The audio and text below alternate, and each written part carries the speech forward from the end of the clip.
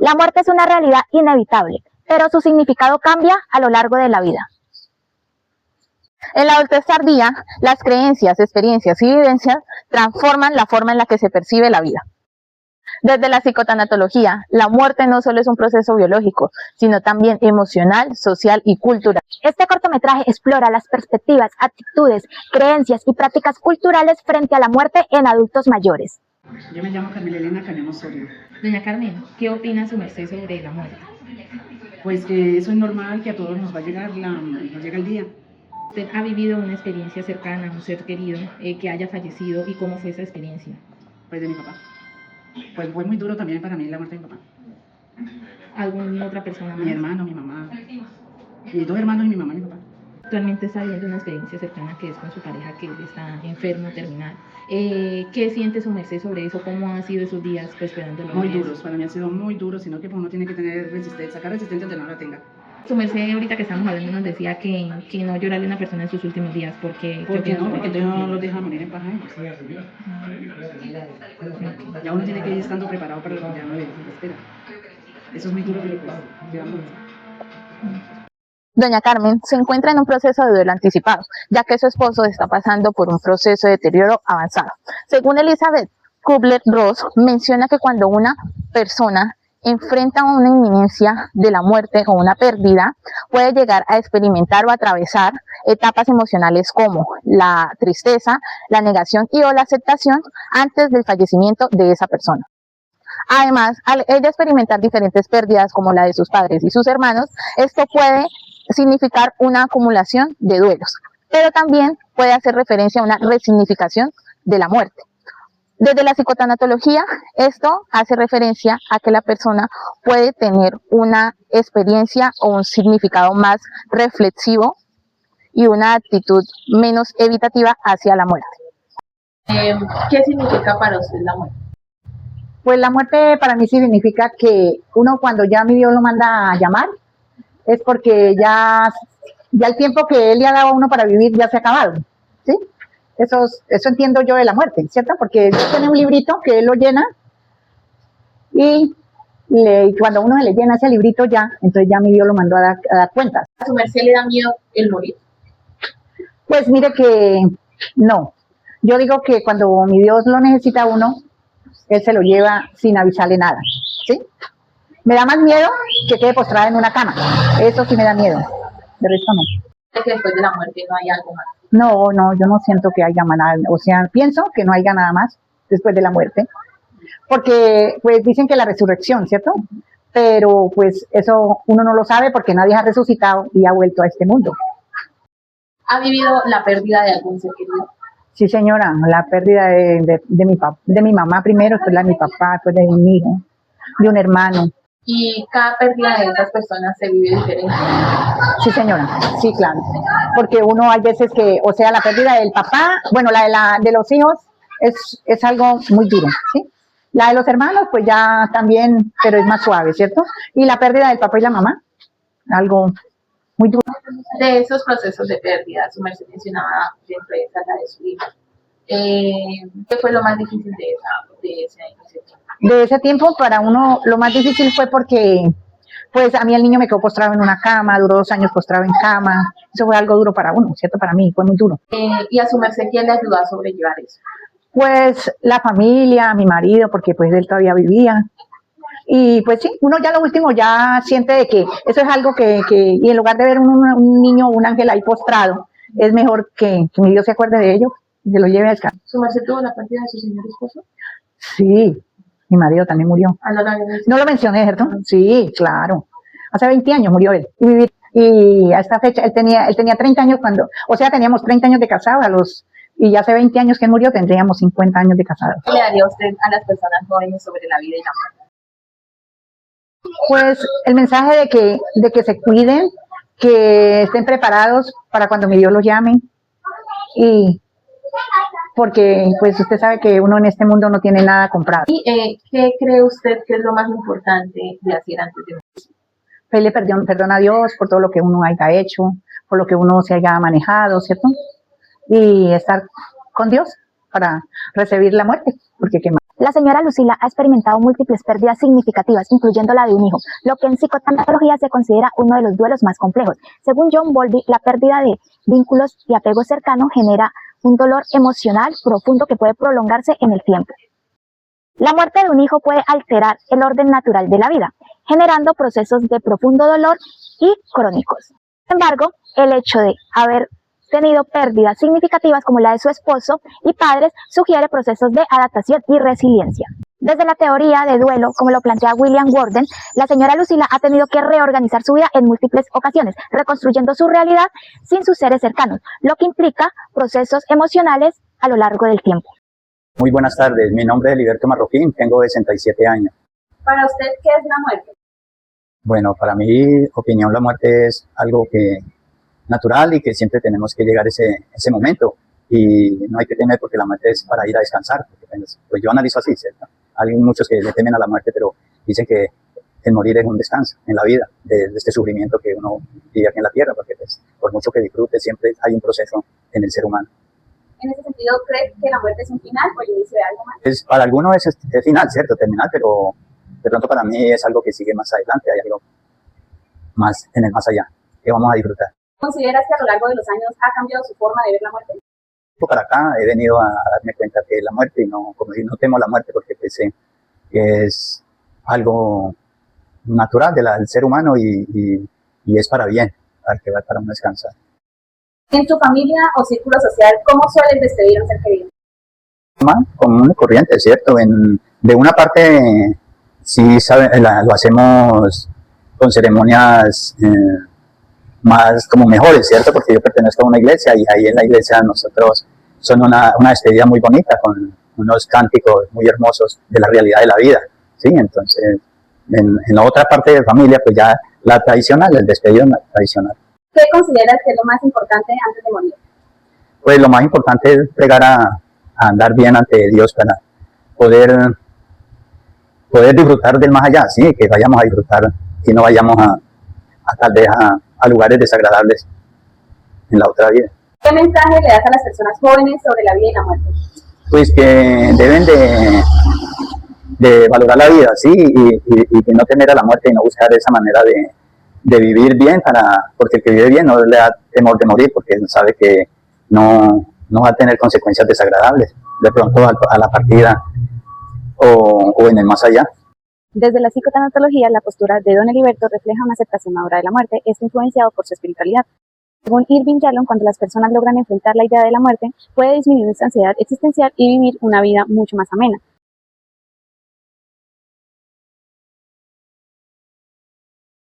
Asimismo, su creencia de que la muerte es un proceso natural se relaciona con lo planteado por Robert Kastenbaum, quien señala que la forma en que las personas perciben la muerte depende de factores culturales y personales, e incluso lo religioso. Esto les permite tener una visión más serena de lo que es el morir. En este caso, la aceptación de la muerte está influenciada por la espiritualidad y el desarrollo personal, permitiendo afrontarla con tranquilidad y sentido de vida. La muerte es lo mejor que le puede pasar a una persona, donde usted no siente sino paz. Lo más lindo es eso, que usted cuando se muere su espíritu se traslada y usted no se quiere volver. Eso me pasó a mí. Yo tenía como unos 8 días en UCI, en coma, cuando me morí. Porque yo me salí de mi cuerpo y yo miraba mi cuerpo. Yo volteaba a ver y yo me miraba. El espíritu de uno es uno mismo, es uno. Yo me miraba y el espíritu no le importa nada del cuerpo. Después que usted se traslade, eso no importa del cuerpo. Yo me demoré mucho en UCI, mirando a los enfermos, porque es que yo tuve curso de enfermería y yo entiendo harto de enfermería, entonces yo me iba a ayudarle a las enfermeras. Cuando yo me salí de la clínica, que me fui, uno sí se va para lo alto. El caso mío, yo me fui. Y yo llegué a una parte muy alta, como unas nubes, así. Y yo estaba buscando una casa, buscando a mi mamá, porque mi mamá ya es muerta. Yo estaba buscando a mi mamá, y entonces por allí me dijeron, ¿para dónde va? Me tocaron el hombro, como una presencia grande. Me dijeron, ¿para dónde va? Y yo en realidad no sabía para dónde iba. Entonces me dijeron, no, señorita, se devuelve. Usted todavía no es tiempo. A usted la están llamando de muchas partes. Se devuelve porque usted no ha terminado su siglo allá. Me tiene que devolver. Yo le dije que no, porque este país es bonito. Entonces yo dije que no me devolvía, yo se devuelve. Yo le dije, pues si me da 100 años de vida, pues me cuidado. Si me da 100 años, yo me devuelvo. Si no, no. Yo se devuelve, miren. Y yo digo que está en lo alto porque me dijeron que mirara y yo me asomé así. Y había una cadena muy grande. Y pues yo pertenecía a una iglesia cristiana. Entonces estaban en cadena todas las iglesias, pues digamos que hasta la católica, porque hay familias católicas también. Cuando yo llegué a mi cuerpo ya estaba frío, muerto totalmente. Había un doctor alto, él dijo, maldita sea, que nos murió esta señora. Entonces el doctor Plata, que era mi médico también, y yo no me acuerdo otra doctora cómo llamaba, ellos todos ahí, cuando yo volví, que hice así, ellos me estaban haciendo con esas cosas, con esas planchas así, y haciéndome, y no, yo no volví. Cuando ellos, pero yo escuchaba así, entonces yo decía, no, yo estoy aquí, pues en la mente uno porque uno habla, porque ellos decían que yo estaba muerta, entonces yo decía, no, yo estoy aquí, ¿sí? No, yo estoy aquí, yo gritaba, pero de mi espíritu, porque mi cuerpo no. Cuando el médico dijo a la enfermera, porque no tiene una enfermera, el médico le dijo, desconecta a esa señora y tapela.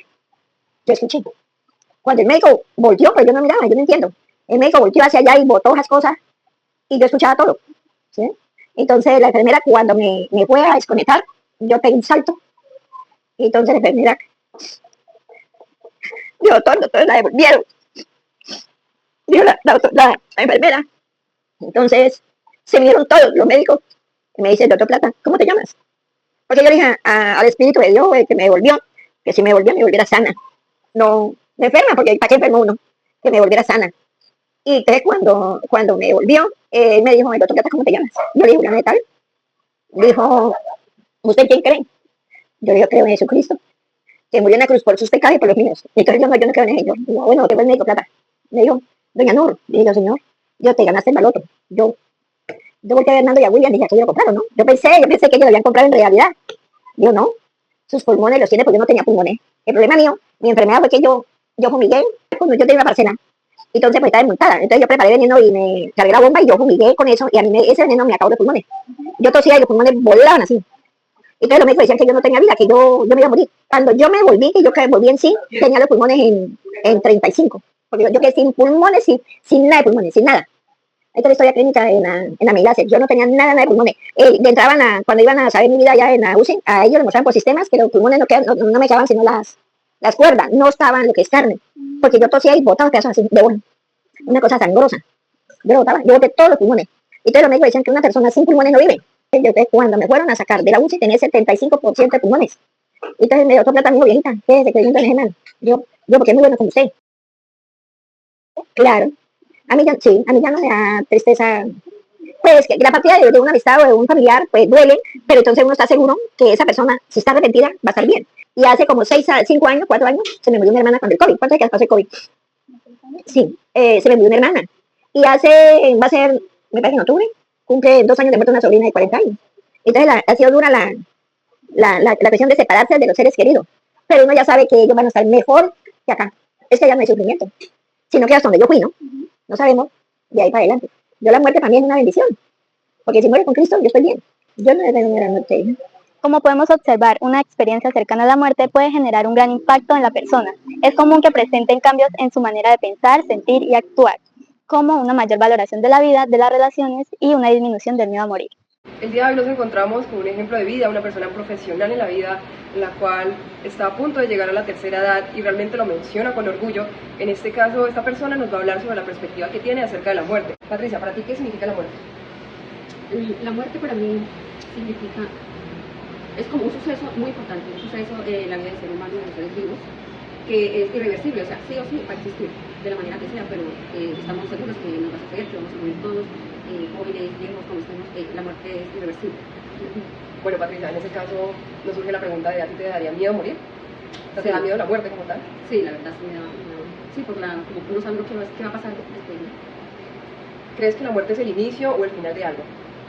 El final de la vida. Patricia, ¿tú piensas en la muerte con frecuencia? No, la verdad no. Solamente cuando hay, sobre todo como que la analizo mucho cuando muere gente joven, niños o personas jóvenes, pero ya por ejemplo veo un adulto ya muy adulto y la verdad no, o sea, casi no me preocupa tanto, lo tomo como más natural. ¿Cómo te has sentido cuando te das cuenta que alguien fallece? Depende, ¿no? Del vínculo, de sí, lo que le digo. Familiar? Pues sí, cuando es un familiar cercano y me duele mucho, me afecta mucho la muerte de un niño o de una persona joven. Todos tenemos una manera de ver la muerte, ¿cierto? Al pasar de los años, ¿eso ha modificado en tu manera de pensar? Sí, porque antes me daba, o sea, le tenía más miedo, ahora como que lo acepto y sé que es algo que va a suceder tarde o temprano. Sí, correcto. Patricia, pues sí es inevitable realmente la muerte, y más cuando pues, le llega a algún familiar. Nosotros en algún momento nos sentimos decaídos, nos sentimos como un vacío, porque pues si a una persona significativa en nuestra vida va a dejar una huella. Bueno, teniendo en cuenta que consideras tú de la muerte, ¿qué opinas sobre las enfermedades terminales? Bueno, preciso en este momento estoy en práctica 3 y termino, son 2 semanas que tenemos que ver diferentes sesiones, estoy en la Inmaculada y estoy viendo, vi cuidados paliativos, entonces, pues donde uno acompaña o el proceso de las personas con enfermedades terminales, con un dolor, pues, que no calma nada prácticamente. Entonces, es muy difícil, la verdad es muy difícil ver a estas personas, el estado en el que ellos se encuentran, es supremamente difícil tanto para el mismo paciente como para la red de apoyo, los padres de personas que están en ese proceso. Sí, en ese sentido, ¿tú crees que ellos deben elegir sobre su muerte? Es decir, si deciden elegir la eutanasia más sexualidad. Sí, preciso, hay un adulto mayor, tiene como 90 años, pero él está ya, aparte de que tiene Parkinson hace 6 años, él está, prácticamente él no tiene masa muscular, no tiene nada, no habla, no se mueve, tiene el cuerpo todo lleno de llagas, entonces pues todo eso, le digo, la verdad sí me parecería pues como prudente y por respeto a este ser, que ya él no va a tener alivio, ni va a tener nada, o sea, ya no va a tener salud, entonces cada día se va pues aumentando su dolor, a mí me parecería que sí sería mejor la eutanasia o bueno, algo que le cambie ese estado de la vida tan difícil. Y para una persona que esté sana, ¿tú cómo consideras que deberían vivirse los últimos días? ¿Pero que esté sana? Sí, en tu caso, ¿tú cómo vivirías los últimos días? No, feliz, yo solo quiero vivir, pero feliz. Okay. En ese caso, ¿en tu familia hay costumbres acerca de la muerte o ese proceso No, nada que tenga que ver, o sea, no es que esté alejada de eso porque es una realidad, pero tampoco vivimos pues como pensando en la muerte, no, sí, no, ya que nos llegue yo creo que lo aceptaremos con dolor, con sea. Patricia, ¿y en tu familia cómo has despedido a los seres queridos? Pues, primero que todo, pues el duelo, el llanto, el dolor y todo eso, y la aceptación poco a poco. Y ya yéndonos para un lado más físico, ¿cómo ha sido ese ritual para despedir al ser querido que ha fallecido? Mire que es como lo que hacen todas las funerarias y las novenas, yo sí he orado mucho por ellos, pero no, todavía no sigo orando por ellos, pero sí, como que tengan paz, que estén tranquilos donde sea que se encuentre su alma, y yo creo que hay un alma que está en la muerte, no sé dónde.